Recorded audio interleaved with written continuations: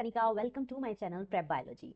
So today's video is for the students जो students class 12th biology 2025-2026 CBSE board exam देने वाले हैं, उन स्टूडेंट्स के लिए ये पूरी की पूरी वीडियो बनाई गई है। आज हम पूरी की पूरी स्ट्रैटेजी के बारे में बात करेंगे। जो स्टूडेंट्स क्लास 12th बायो के स्टूडेंट्स हैं कि आपको जो बायोलॉजी है, अगर आप बायोलॉजी में 70 आउट ऑफ 70 मार्क्स स्कोर करना चाहते हैं तो आपको क्या स्ट्रैटेजी अपनानी होगी इस पूरी की पूरी प्रिपरेशन के लिए। ठीक है, आज हम बात करेंगे कि सिलेबस देखेंगे बायो का, क्या क्या सिलेबस है आपका। ठीक है, कौन कौन से चैप्टर्स हैं, कौन से चैप्टर्स इंपॉर्टेंट है, मैक्सिमम वेटेज चैप्टर्स देखने वाले हैं जो आपको सबसे पहले कवर करने हैं। ठीक है, पूरे के पूरे बायो के जो सीबीएसई बोर्ड एग्जाम का पैटर्न है उसके बारे में बात करेंगे। एनसीईआरटी बुक्स के बारे में बात करेंगे कि कौन कौन सी बुक्स आपको हेल्पफुल रहेंगी बायो के लिए, आपको 70 आउट ऑफ 70 लाने के लिए। ठीक है, एनसीईआरटी कैसे पढ़नी है, कैसे नोट्स बनाने हैं, लॉन्ग नोट्स बनाने हैं, शॉर्ट नोट्स बनाने हैं, इन सारे के सारे क्वेश्चंस का आंसर आपको इस वीडियो में मिलने वाला है। तो लास्ट तक वीडियो जरूर देखना। Last part of the video is very very important. क्यों? क्योंकि मैं उसमें बहुत ही एक इंपॉर्टेंट टिप देने वाली हूँ जो कि आपको definitely score 70 out of 70 score करने के लिए हेल्पफुल रहेगा। ठीक है, तो let's start with the video.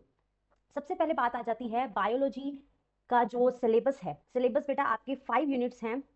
Unit 6 जो है आपका that is reproduction, next is genetics and evolution, next is biology and human welfare, next unit is biotechnology and it's applications, and last unit is ecology and environment. तो ये 5 units आपके 5 units हैं आपके syllabus में। ठीक है, और हर unit में अलग अलग नंबर ऑफ चैप्टर्स हैं। तो चैप्टर्स की बात कर लेते हैं। रिप्रोडक्शन यूनिट में आपके 3 चैप्टर्स आ जाते हैं। Chapter number 1 sexual reproduction in flowering plants, chapter number 2 human reproduction, chapter number 3 reproductive health. Next unit है जेनेटिक्स एंड एवोल्यूशन, इसमें भी 3 चैप्टर्स आ जाते हैं आपके। Chapter number 4 principles of inheritance and variation, chapter number 5 molecular basis of inheritance, chapter number 6 is evolution. Next unit is biology in human welfare, 2 chapters आ जाते हैं इसके। Chapter number 7 is human health and disease, chapter number 8 is microbes in human welfare. Next unit है बहुत बहुत important unit है biotechnology, 2 chapters आ जाते हैं इसके। Chapter number 9 is biotechnology principles and processes, chapter number 10 is biotechnology and its application. Last unit बहुत easy unit है, इकोलॉजी, बहुत स्कोरिंग यूनिट है। चैप्टर नंबर 11, 12 एंड 13 3 चैप्टर्स आपके आ जाते हैं। तो टोटल आपके चैप्टर्स बनते हैं आपके बायो के सिलेबस में 13 चैप्टर्स। ठीक है, 13 चैप्टर्स आपके पूरे के पूरे सिलेबस में आएंगे। ठीक है जी। अब अगर हम ब्रीफ चैप्टर की बात करें, मतलब अगर हम पूरा explanatory version of the chapter syllabus देखें, तो मैंने ये पूरी की पूरी वीडियो आपकी बना रखी हैं, links in the description box. अगर आपको पूरे टॉपिक वाइज कौन से चैप्टर में कौन कौन से टॉपिक्स आपके आने वाले हैं वो पूरी की पूरी वीडियो जरूर देख लेना, links in the description box. ठीक है, तो ये पूरा का पूरा सिलेबस आपका है चैप्टर 1 टू चैप्टर नंबर 13 तक। ठीक है, कौन कौन से जो आपके टॉपिक्स हैं वो आपके चैप्टर वाइज दे रखे हैं from chapter number 1 to chapter number 13। Okay, तो ये पूरे का पूरा आप स्क्रीनशॉट ले लेना यहाँ से। ठीक है, तो ये पूरे के पूरा आपका चैप्टर, यही आपके टॉपिक्स आएंगे पेपर में। ठीक है जी, ये बात हो जाती है आपके सिलेबस में। ठीक है जी, सिलेबस आपको पता लग गया। Chapter number 1 to chapter number 13 है, 5 यूनिट है, 13 चैप्टर्स हैं और आपके टॉपिक वाइज आपको टॉपिक्स भी दे रखे हैं। ठीक है जी, अब आ जाती है बुक्स की। बुक्स सबसे पहले बेटा याद रखना, एनसीईआरटी जो आपकी एनसीईआरटी की बायोलॉजी की टेक्स्ट बुक है वो ही आपकी मास्टर बुक रहेगी।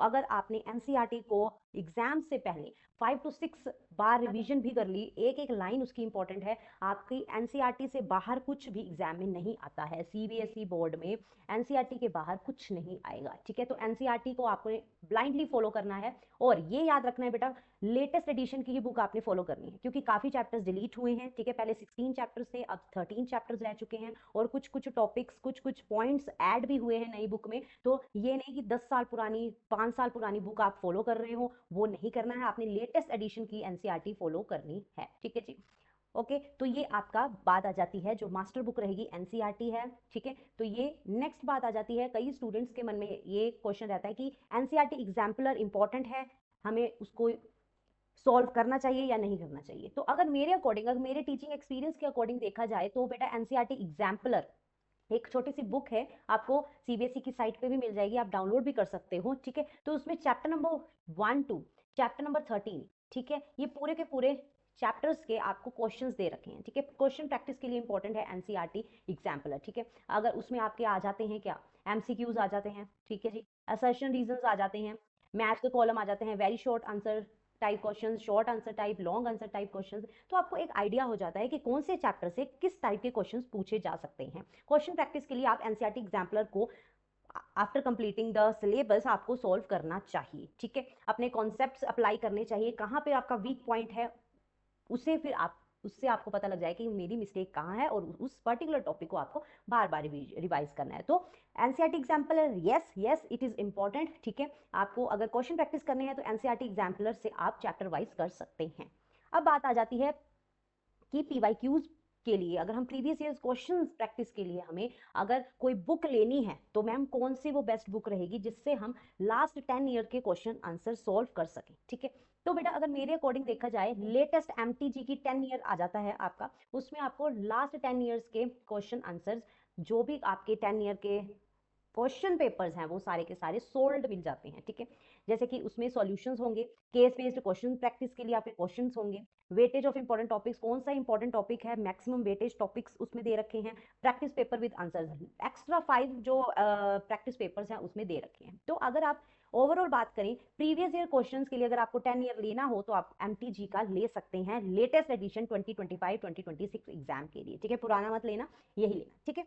ये बात हो जाती है आपकी बुक्स की। अब आ जाती है बात कि एनसीईआरटी टेक्स्ट बुक को कैसे रीड करना है। मैम हमें बताएं कि एनसीईआरटी को हमें एक टॉपर की टेक्निक से कैसे उसको पढ़ना है।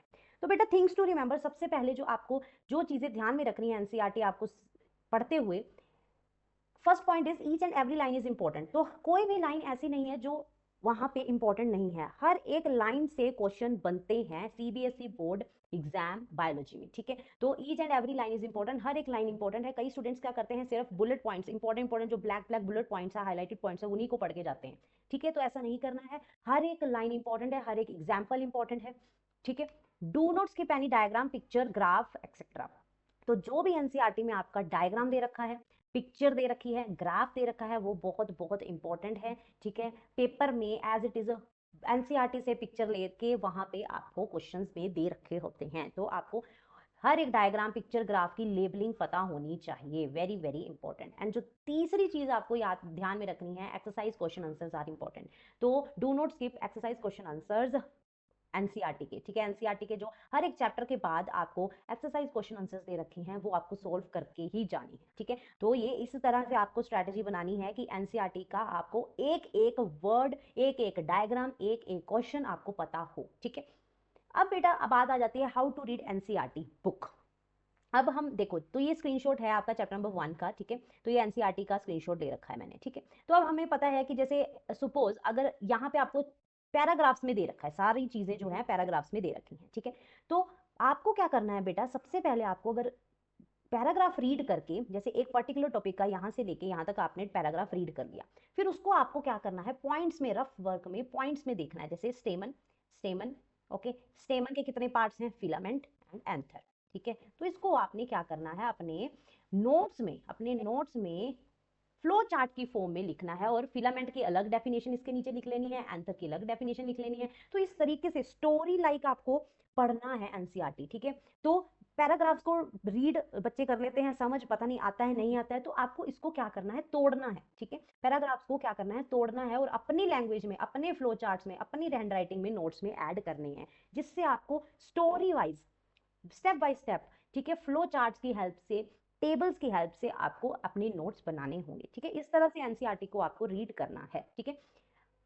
पूरा का पूरा, कई स्टूडेंट्स क्या करते हैं, पूरा का पूरा पेज रीड कर लेते हैं, पेज वाइज नहीं करना, आपको paragraphs wise, topic wise read करना है, और उस टॉपिक को आपको रीड करने के बाद, उसके बाद आपको क्या करना है, फ्लो चार्ट की हेल्प से रफ वर्क में अपने नोट्स में ऐड करना है। फिर उसके बाद उसकी क्या करनी है, डेफिनेशंस देखनी है कि माइक्रोस्पोरेंजिया क्या है, ठीक है, बाइलोब्ड डाइथिकस का मतलब क्या है, पोलन सैक्स क्या है। फिर उसके बाद क्या करना है, डायग्राम्स पे फोकस करना है, ठीक है। डायग्राम्स की हेल्प से आपको ये पूरा का पूरा थ्योरेटिकल जो है आपका पोर्शन वो आपको आ जाएगा, ठीक है। तो इस तरीके से आपको रीड करनी है क्या, एनसीईआरटी, ठीक है जी, ओके।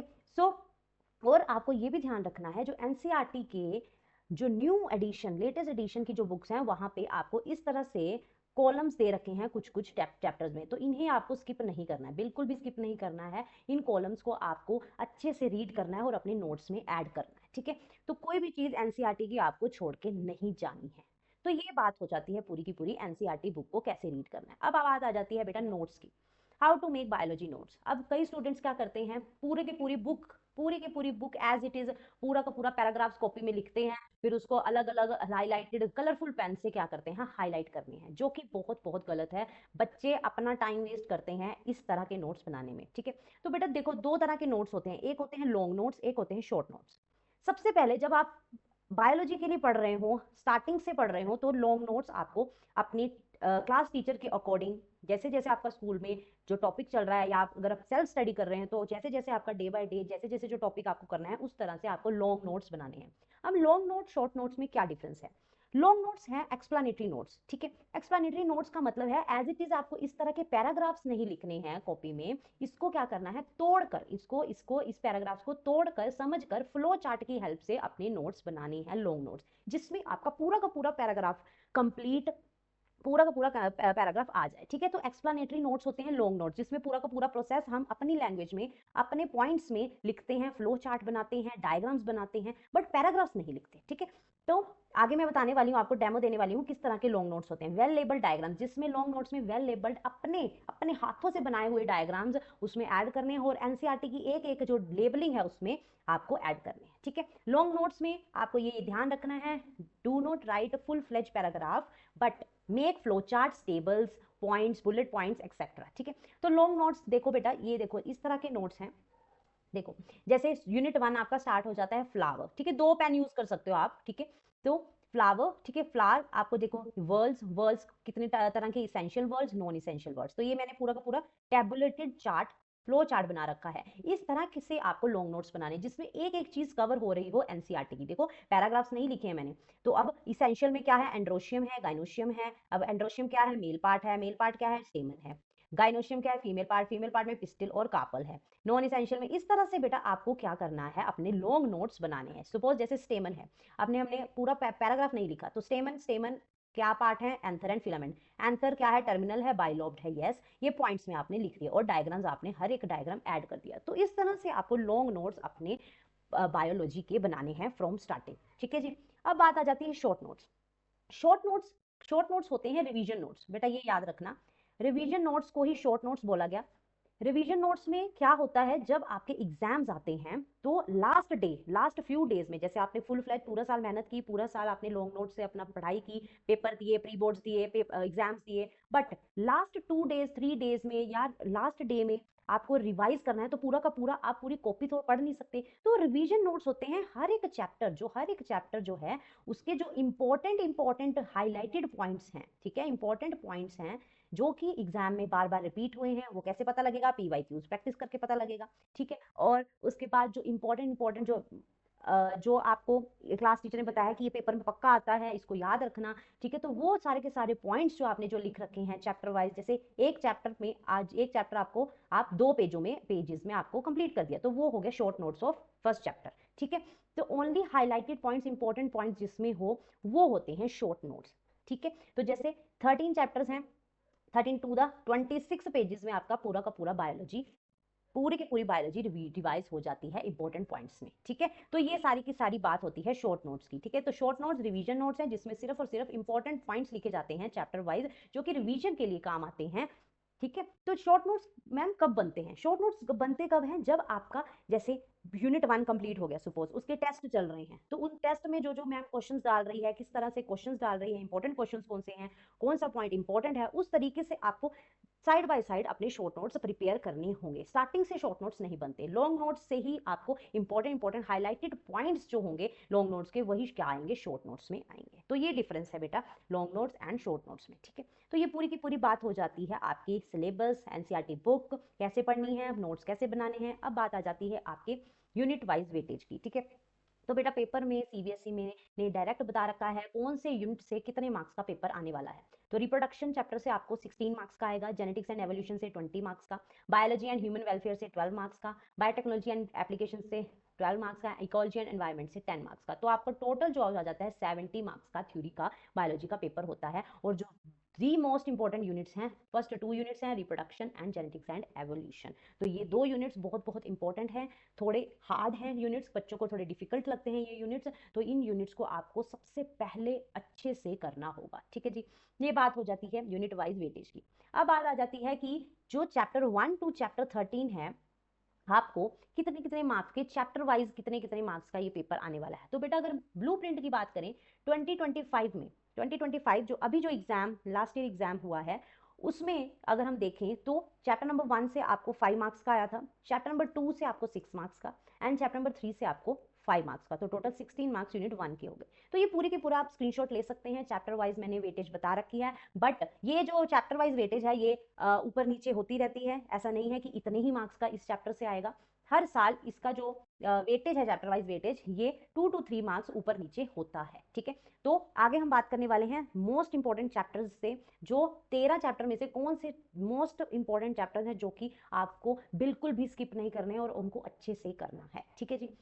तो ये बात आ जाती है आपके मार्क्स डिस्ट्रीब्यूशन की। अब आ जाती है बात बोर्ड पेपर पैटर्न की। तो बेटा पेपर पैटर्न जो है आपका, क्वेश्चन पेपर होगा जो सेक्शन वाइज होगा, section A B C D E, ठीक है। तो 5 सेक्शन आएंगे क्वेश्चन पेपर में। सेक्शन ए आपको आएगा एमसीक्यूज एंड असर्शन रीजंस, ठीक है। MCQs and assertion reasons total आपको 16 आएंगे, ठीक है।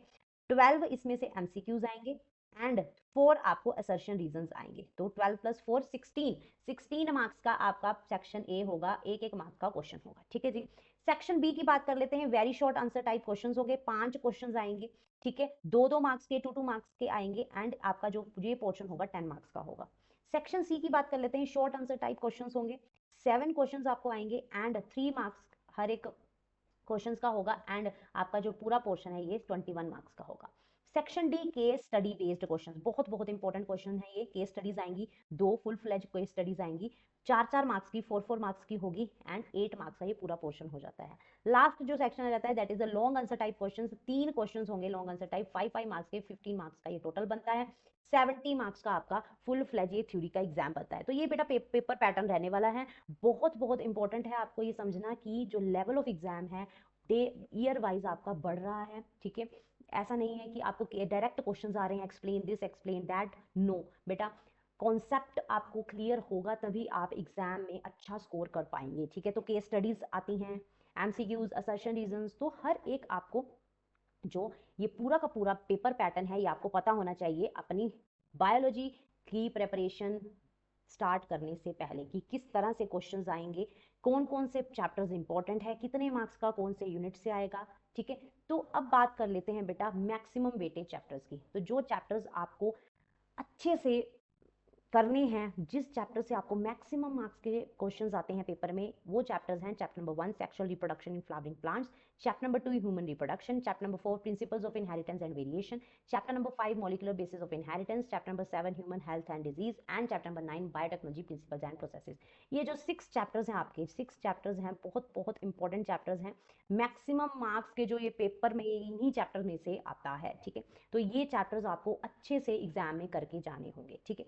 अब बेटा last part of the video जाते हैं हम, ठीक है। तो लास्ट में अब मैं बताने वाली हूँ आपको PYQ practice, why previous year question practice is important. PYQ practice से आपको बेटा आइडिया हो जाता है कि एग्जाम में किस तरह से क्वेश्चन पूछे गए हैं। कई बार पेपर में प्रीवियस ईयर क्वेश्चंस लगा के पेपर में कई क्वेश्चंस रिपीट भी हुए हैं, ठीक है। और देखो बेटा एग्जाम में पेपर जो है आपका, जो एग्जाम होता है बोर्ड एग्जाम, कुछ नया नहीं होता, ठीक है। उन्हीं क्वेश्चंस को घुमा फिरा के नेक्स्ट ईयर वो पेपर में डाल देते हैं, ठीक है। अगर आप लास्ट 5 ईयर के पीवाईक्यू प्रैक्टिस करते हैं, ठीक है, और फिर एग्जाम में बैठते हैं, तो आपको बहुत डिफरेंस दिखेगा कि इंपॉर्टेंस ऑफ द पीवाईक्यूज, ठीक है। तो पीवाईक्यू प्रैक्टिस अगर आप करना चाहते हैं, ठीक है, इस चैनल से आप जुड़ सकते हैं, क्योंकि देखो बेटा यहाँ पे चैप्टर वाइज पीवाईक्यूज हमने सॉल्व कर रखे हैं, चाहे वो न्यूमेरिकल इंपॉर्टेंट न्यूमेरिकल्स हों, एमसीक्यूज हों।